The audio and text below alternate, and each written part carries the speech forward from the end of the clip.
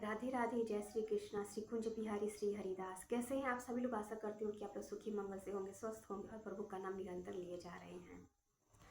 आज का टॉपिक है शरद पूर्णिमा।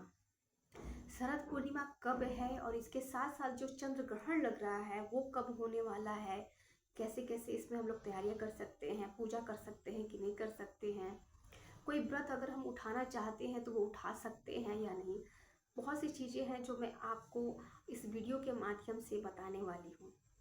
तो आइए हम लोग इस वीडियो को स्टार्ट करते हैं और आपके सभी सवालों का जवाब देते हैं। शरद पूर्णिमा। शरद पूर्णिमा स्टार्ट हो रहा है उदया तिथि के अनुसार सुबह में 4 बजे से लेकर के 14 मिनट से लेकर के रात के 1:30 बजे तक। रात के 1:30 बजे तक शरद पूर्णिमा रहेगा। इसके साथ ही जो चंद्र ग्रहण लग रहा है वो लग रहा है रात के 11 बजे से लेकर के और रात के 2 या 2:30 के बीच में लग रहा है, खत्म होगा।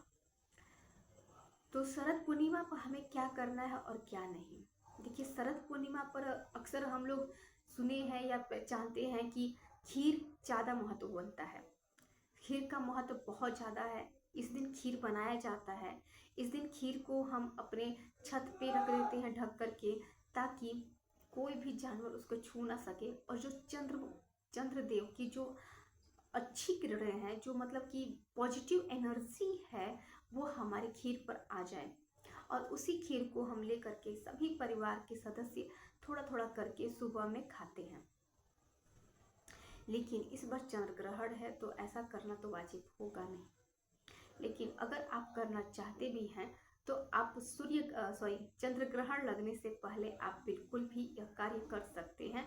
लेकिन आपको यह ध्यान रखना है कि चंद्र ग्रहण लगने से पहले आपको वो खीर वहां से उठा लेनी है।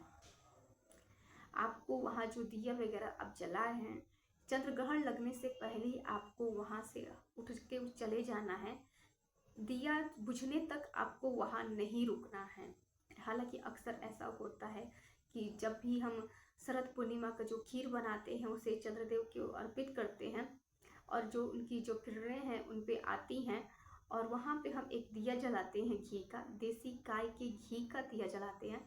और वह हमारे चंद्रदेव भगवान विष्णु के मतलब या तो लक्ष्मी जी का उपासना करके हम लोग करते हैं। और दिया जब तक बुझ नहीं जाता तब तक वहाँ से हम हटते नहीं हैं, फिर चाहे जितना भी हम लोग को समय लग जाए। तो ऐसा ही करिएगा कि छोटे दिए में ही आप घी का दिया जलाएं और उसे रात भर न जलने दें, और चंद्रग्रहण लगने से पहले वहाँ से उठ जाए और वहाँ से ले आए। ये होगी पहली जानकारी। चंद्रग्रहण जैसे कि मैंने आपको बताया कि रात को 11 बजे लग रहा है, तो लेकिन इसका सूतक जो है चंद्र ग्रहण का वो लग जाता है 9 घंटे पहले। तो 9 घंटे पहले जो सूतक लग रहा है उसमें आपको क्या करना है। देखिए, सर्वप्रथम जो आप उठेंगे सुबह में तो पूर्णिमा है, आपको स्नान वगैरह जो भी करना है आप करें। लेकिन स्नान करने से पहले आपको जल में दूध अवश्य डालना है। देखिए, ये चंद्रदेव जो है या ये विष्णु भगवान का मतलब विष्णु भगवान का एक मान लीजिए प्रसिद्ध और मनपसंद ये त्योहार है, ये मास है उनका, ये पूर्णिमा मास है। इसमें वो बहुत ही इस व्रत में इस व्रत को परिपूर्ण करते हैं। यदि आपका कोई मनोवांछित फल है या आप कुछ मनोकामना कर रहे हैं, आपका कार्य नहीं बन रहा है, कुछ भी हो रहा है, तो आप इसमें व्रत रख सकते हैं। हालांकि आप तो सोचेंगे कि अधिक मास लगा है तो क्या कर सकते हैं। देखिए, विष्णु भगवान का कोई भी ऐसा व्रत है जिसे आप करना चाहते हैं तो उसे आप अधिक मास में बिल्कुल भी ना देखें, उसे आप कर सकते हैं। विष्णु भगवान का ये जो दिन है, अधिक मास पुरुषोत्तम मास, ये विष्णु भगवान का ही दिन है, विष्णु भगवान का ही दिया हुआ दिन है। इसलिए इस व्रत में इस मास में आपको जो भी व्रत करना है तो आप कर सकते हैं। हालांकि वह व्रत मेरे भगवान इष्ट लड्डू गोपाल श्री विष्णु से रिलेटेड होना चाहिए। आप व्रत उठा सकते, इसमें कोई संशय नहीं है। यदि आपसे अगर कोई कहता भी है तो इसमें आपकी मर्जी है, आपको करना है करिए, नहीं करना है मत करिए। पूर्णमासी का व्रत आप उठा सकते हैं, ऐसा कोई भेदभाव नहीं, आप कर सकते हैं। इस दिन और श्री भगवान वृंदावन में बांसुरी लेते हैं। उनके आसपास बिहारी जी के मंदिर में अष्ट सखियां होती हैं, गोपियां होती हैं। इस दिन हमारे इष्ट देव लड्डू गोपाल श्री भगवान विष्णु जी वृंदावन आते हैं, अपनी गोपियों के साथ रास रचाते हैं। हालांकि इसी दिन हमारे भगवान शिव शंकर भोलेनाथ गोपी का रूप धारण करके इस महा रास लीला में सम्मिलित होने के लिए वहां से आए थे और उन्होंने इस महारास लीला का जो संपन्न खुशियां हैं वो उन्होंने पाया था, जो हम और आप नहीं झेल सकते। उस रास लीला को वो उन्होंने खुद अपनी आंखों से देखा और उसे आनंद पूर्वक उसे विहार भी किया। इस दिन भगवान को सफेद रंग का पोशाक पहनाएं। जैसे कि आप सर्वप्रथम उठते हैं तो मैंने आपको बताया कि उसमें सफेद रंग का कुछ ना कुछ डाल लीजिए, डाल के ही स्नान करिए। देखिए, कभी भी कोई भी व्रत होता है तो उसका एक ही विधान होता है कि यदि आप स्नान कर रहे हैं तो उसमें कुछ ना कुछ डाल के ही आप स्नान करें। ये व्रत श्री भगवान विष्णु जी का है। इसमें आपको सिर्फ और सिर्फ सफेद वस्त्र या सफेद कोई चीज ही डाल करके आपको इसमें नहाना है, अन्यथा कुछ नहीं। या तो आप गंगा जल से सादा पानी से नहा सकते हैं, इसमें कोई दो राय नहीं है। फिर आता है कि आपको लड्डू गोपाल की सेवा कैसे करनी है।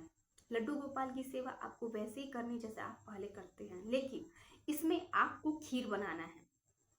जो आप खीर रात को बनाने वाले हैं, लेकिन सूतक लग जाने की वजह से आप रात को नहीं बनाइए, आप सुबह ही बनाइए और सुबह में ही लगा करके उनको भोग लगा दीजिए खीर का। और जो भी आप खाना बना रहे हैं, दाल चावल रोटी सब्जी, आप बनाइए, उनको खिलाइए, आप उनको पवाइए। और उसके बाद आपको क्या करना है कि लड्डू गोपाल को आपको सुला देना है।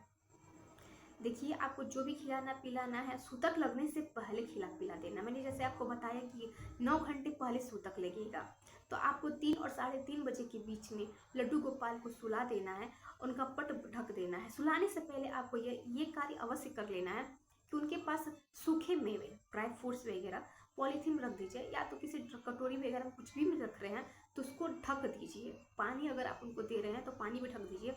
उनके पास बांसुरी अवश्य रखें, और जो भी आप उनके पास खाने को चीज़ें रख रहे हैं उसमें तुलसी दल अवश्य डाल करके ढक करके, उसके बाद लड्डू गोपाल को छोटे से कपड़े यानी लंगोट में या तो चड्ढी में जो भी होता है उसमें आप उनको सुला दीजिए और अच्छे से। हालांकि हमारे यहाँ हल्का हल्का ठंड होने लगा है, तो आप उनको हल्का सा कोई कंबल होता है उसको आप ओढ़ाइए और उनको सुला दीजिए। हाथ जोड़ के उनको विनती करिए कि इस वजह से आप उनको सुला रहे हैं, इस वजह से ये हो रहा है। हालांकि उनको तो सब कुछ पता ही है, लेकिन आपका जो कार्य है वो आप करेंगे, ठीक। और 3:30 बजे के बाद आपका सूतक लग जा रहा है, और 11:30 बजे या 11 बजे के बीच में आपका चंद्र ग्रहण लग रहा है। तो चंद्र ग्रहण में भी आपको वही कार्य करना है जैसे कि मैंने आपको सूर्य ग्रहण में बताया है। देखिए, सूर्य ग्रहण में सूर्य देवता तकलीफ में होते हैं और चंद्र ग्रहण में चंद्रदेव हमारे ग्रह बहुत ही दर्द में होते हैं। तो इसलिए आपको करना क्या है कि आपको एक दीपक जलाना है। गाय के घी का ही दीपक जलाएं। आप कोई भी पूजा पाठ वगैरह करते हैं तो उसमें गाय के घी का ही दीपक जलाएं, अन्यथा जो भी आप अगर आपके पास है वो कर सकते हैं, लेकिन ये कंपल्सरी होता है कि आप गाय का घी का ही दिया जलाएं। भगवान विष्णु को या फिर किसी भी देवी देवता को जलाएं, और उसके बाद तुलसी जी को वो रख दीजिए। इसके बाद जो होता है कि क्या कार्तिक स्नान भी पड़ रहा है, कार्तिक मास भी स्टार्ट हो रहा है, इसके बाद में हम बाद में चर्चा करेंगे। हालांकि जो भी मैंने आपको जानकारी दी है, यदि आपको अच्छी लगी हो तो हमारे चैनल को लाइक करें, शेयर करें, कमेंट करें, और हमारे चैनल को बिल्कुल सब्सक्राइब करें। और जो भी आपको हमारे आने वाली वीडियो है उसे एक बेल आइकन के द्वारा मिल सके, बेल आइकन को अवश्य दबाएं। राधे राधे, जय श्री कृष्णा, श्री कुंज बिहारी, श्री हरिदास।